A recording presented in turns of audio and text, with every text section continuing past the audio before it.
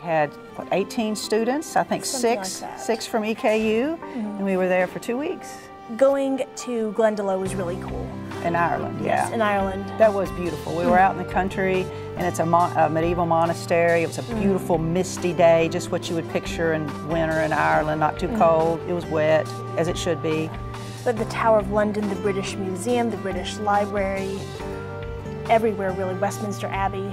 A medieval banquet. We did the medieval banquet, which really wasn't medieval at all. Not historically accurate. No, but it was fun because our class is about myths and reality. So we could compare a lot of myths with some realities. And judge the myths as myths while still enjoying them. Yes, so I love study abroad because it helps me, first of all, refresh and get to live medieval history. Because let's face it, it's not like you can do site visits in the United States for European medieval history. But it also helps me think of new ways to teach, to show how history or things we do in teaching is relevant, how to show students things. So on study abroad, that's all we do.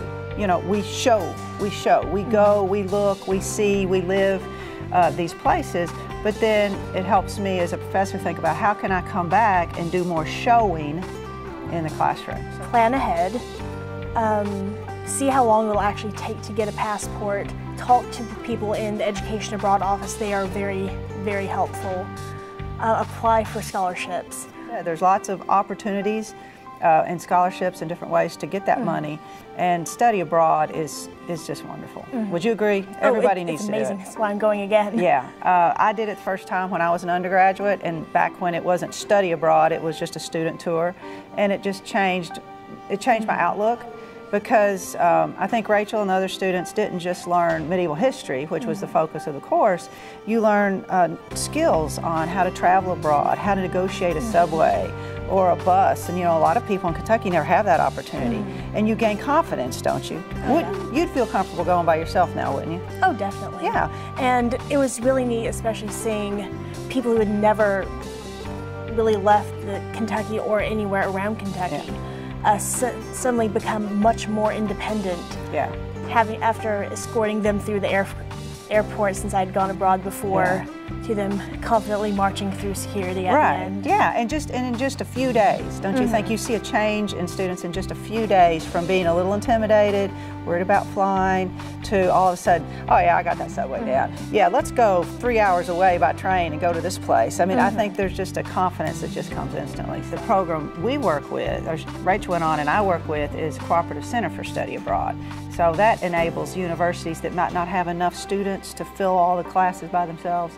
They can have enough, professors from those different universities can apply to teach, and then students from those different universities. Because there are differences between American culture, English culture, Irish culture, and a lot of those are really subtle since we're all English speaking, but there's just enough there in terms of language and things to do, and it's cool seeing the difference between and learning how to adapt.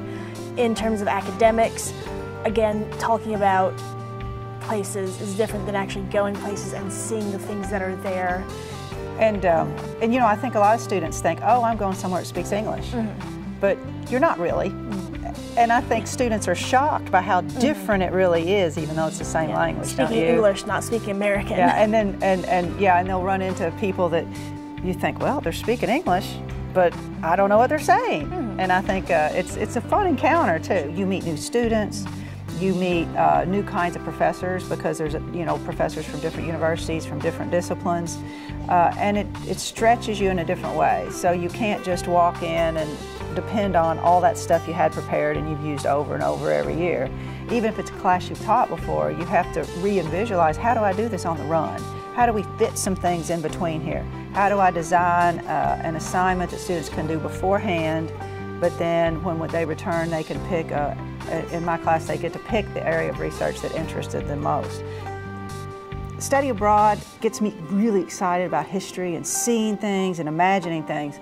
So when I go into my College of Ed courses where I have pre-service teachers, I can better communicate that you got to love your subject. You know, students have to know you are excited about what you teach. If you just get up there and say the same dull thing every year, you might like it, but it's not really coming across. And so especially for pre-service teachers, if you're going to teach K-12, you better be excited.